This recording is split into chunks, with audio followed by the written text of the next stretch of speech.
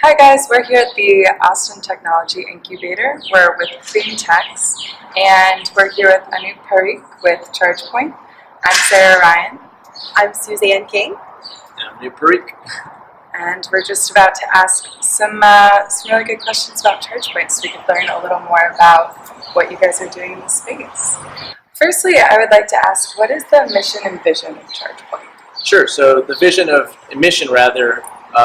ChargePoint is to create the new fueling network to move all people and goods on electricity. I bet our PR person is glad I nailed that one. So it's really just to move all people and goods on electricity, no matter whether, really wherever a parking space is, we want to be able to electrify that, and that's our mission. That's great. And how does your technology differ from other technologies in the space? How would you say you guys differentiate yourselves? Yeah, so ChargePoint, that's a good question because typically people think of EV charging as just a hardware piece of equipment. So what really sets us apart is we actually first identified ChargePoint as a software company. And so since day one, we've been developing, designing, and manufacturing all in-house. So we do everything from ChargePoint at our headquarters in Campbell. And what makes us different is the robust software, and really that we have an ecosystem approach, right? So we try to, as I mentioned earlier, electrify anything that has a parking space. So whether you're a passenger vehicle, a shared car, bus, work fleets, we're trying to address all those various segments. And I think that's what sets us apart is we cover everything, and even various types of charging. So for those in the industry, we have level 1 charging, or sorry, not level 1, but we address level 2 fast charging, which is also known as DC fast. So, okay, yeah, that's great. And super important as you start to see kind of the whole transportation industry electrify and move in that direction. Right. Absolutely. Very cool. How big would you say the opportunity is in Texas compared with other parts of the country? Yeah, so it's huge. The biggest way to say it in Texas, it's huge. And I actually, when I started in this industry, so I'm born and raised in Texas, native Texan, and when I started in the industry in 2014, I kind of saw that this is a huge state, more people moving here, jobs relocating, and we're a big driving culture. I mean, yeah, it's true. So not just cars, really trucks, and I'm happy to say, right, that's starting to enter into the electrified kind of space, and so the opportunity is huge. We have 3 of the biggest top 10 cities, right? Houston, Austin, or Houston, Dallas, San Antonio. And really, we're also seeing, right, so Texas places number 5 in top 10 EV states in the country. So we're behind California, Florida, Washington State, and New York. In terms of adoption, those who already have it in place? EVs, yeah, specifically electric cars, not necessarily the infrastructure. Okay. But where there's cars, the infrastructure follows, Sure. or vice versa, right? Sure. So it's a chicken and the egg sort of thing. But yeah, so we have about 40,000 electric cars in Texas. So by comparison, California, who's number 1, has 470,000 EVs, right? So almost 500,000. So to put that in perspective, Texas has about 8% of the EVs that California has. Wow, okay. So lots of potential for growth. Huge potential, yeah. Okay. So, and that's what I love is that you look at California, wide open roads. I mean, Texas has tons of roads. Oh, yeah. And so it's just thinking like massive state, we have a lot of opportunities. So, Definitely. Exciting. Yeah. And so what industry do you see as adopting, there's various verticals I understand you focus on, multifamily, for example. Right. What industry do you see EV growing most rapidly? Yeah, so first I'll actually define multifamily because I get the question a lot. Okay, What is multifamily? Yeah. So it's anything that's condo or apartments. So that's what specifically what I sell into, and our team and company sell into every vertical. But the vertical that's been the most successful for us and the busiest has been workplace. Okay. So office buildings, Okay. yeah, exactly. So your Googles, your Facebooks, your Netflix, right? Those are some of the names, but generally where people are parked for an 8-hour workday has been our bread and butter.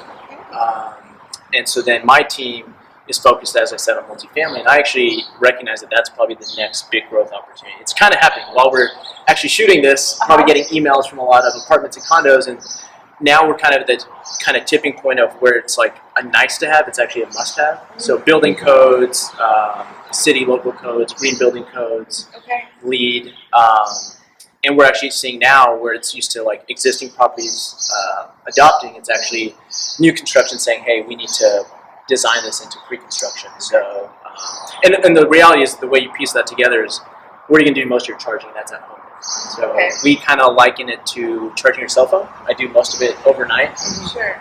and that's kind of how we see charging for your car. That makes sense. Yeah, and I've seen that too. Like some of the new buildings or new garages around town, I've seen more and more EV parking spots, Yeah. electric vehicle options than Right. ever before. So it's definitely. Yeah, and I was talking to someone yesterday who said that they're kind of moving away from the hybrid or compact car. Let's just make them EV because Interesting. we're kind of jumping over that phase, I guess. Nice, nice. And so, what do you see as one of the barriers to wider adoption? Ooh, that's a good one. I think the biggest one, just broadly speaking, is probably education. Okay. Right, like I'm one of few in my social and professional network who know a bit about this industry. Right. Yeah. And I remember talking to friends years ago when I was in 2014 in this industry.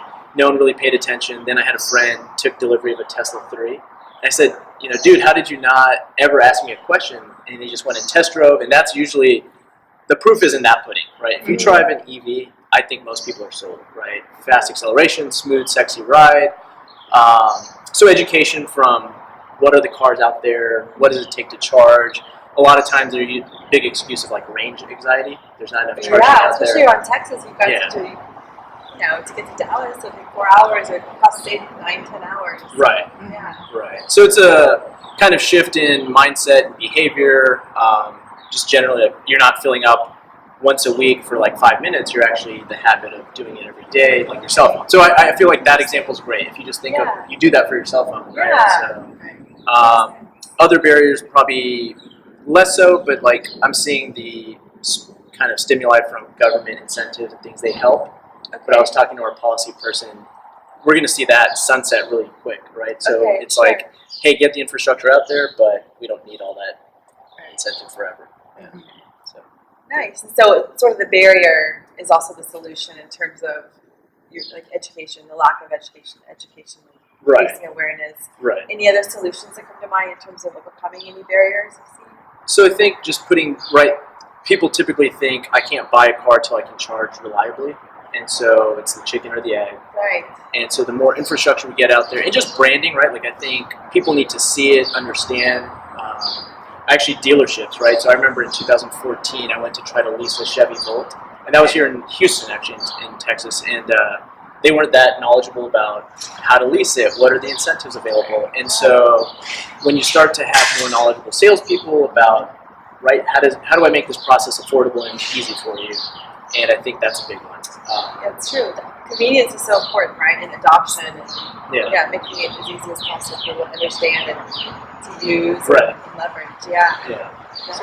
Yeah, that's great. Yeah. Well, we're so excited about what you guys are doing, and thanks for making time. Absolutely. To visit with us, to share with our audiences, more about the industry and about ChargePoint as a company. So where can people find you and the company? Yeah, absolutely. So I personally can be found on LinkedIn. That's probably the best way to be in touch. And I post, news articles, industry news, personal insights on the market. But for ChargePoint, the best place, you guessed it, is ChargePoint.com.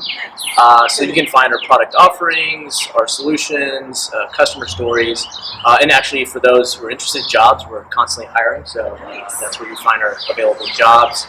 And actually, speaking of education, one of my favorite additions to our website is something called the EV Showroom. Okay. And it basically, if you're in the market for an EV, it'll tell you the types of cars available in the market. Because that's usually that's super helpful. Right. Yeah. So people just think like Tesla is one of the cars, but it's like there's 30 plus available cars.